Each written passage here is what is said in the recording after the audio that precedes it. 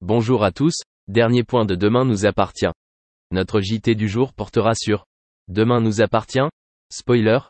Axel Kinner révélé. Samuel est sur le point d'être battu sur TF1. Le docteur Samuel Chardot vient de revenir après un an d'absence dans Demain nous appartient sur TF1. Mais cette fois, c'est lui qui a besoin de soins. Particulièrement hanté par son addiction aux analgésiques, l'ancienne compagne de Victoire porte un difficile secret. L'interprète du blessé l'a révélé plus récemment.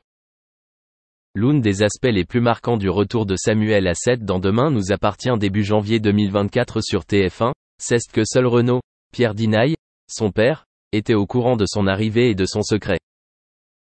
L'acteur Axel Kinner a révélé plus de détails dans les colonnes de l'hebdomadaire télé 7 jours sur le contexte de ce retour significatif avec la confrontation inévitable, marquée par la douleur avec Victoire. En effet, il l'a abandonné au téléphone plus tôt dans la série sans plus d'explications après un voyage en Amérique du Sud. Axel Kinner décrypte l'humeur de son personnage, il est extrêmement malheureux. Il est rongé par le regret. Mais il a quitté Victoire pour la protéger. L'ancien correspondant de guerre va plus loin, c'est un retour très violent, tant physiquement que mentalement. Samuel est sur le point d'être battu. Dans cette interview, l'acteur a expliqué la raison de son départ après 4 ans passés à jouer un gynécologue. J'étais mentalement fatigué et je devais arrêter. J'avais l'impression d'être un hamster qui court dans sa roue. Je pensais vraiment que j'étais épuisé, sauf qu'On ne s'en rend pas compte tout de suite.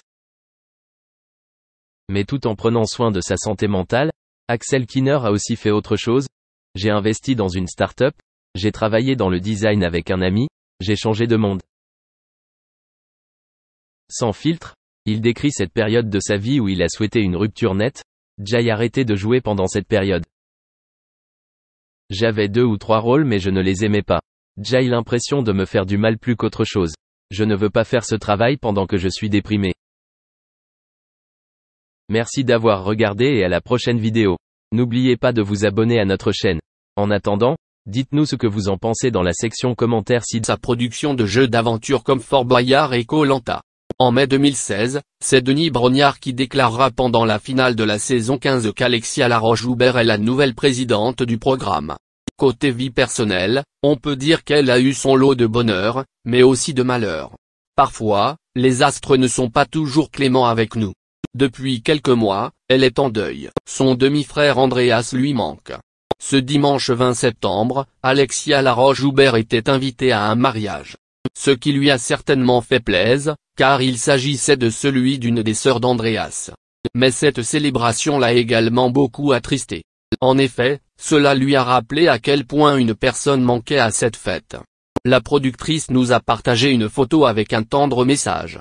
En légende, elle rend en quelque sorte hommage à Andreas et la mariée elle-même. Dorothée s'est mariée hier avec Thibaut. Un mariage c'est joyeux mais celui-là était en plus émouvant. Dorothée et moi sommes les sœurs d'Andreas, notre frère était notre lien, il nous manque à toutes les deux. Hier nous sommes devenus sœurs pas de sang mais d'amour. Je vous souhaite à tous les deux beaucoup de bonheur, exprime-t-elle. Une journée chargée en émotions, c'est certain. Une chance qu'ils soient tous bien entourés pour faire face à cette tragédie. Alexia Laroche-Joubert n'oubliera jamais cette journée du 11 avril 2021 où son petit demi-frère Andreas a un accident de la route alors qu'il était à moto.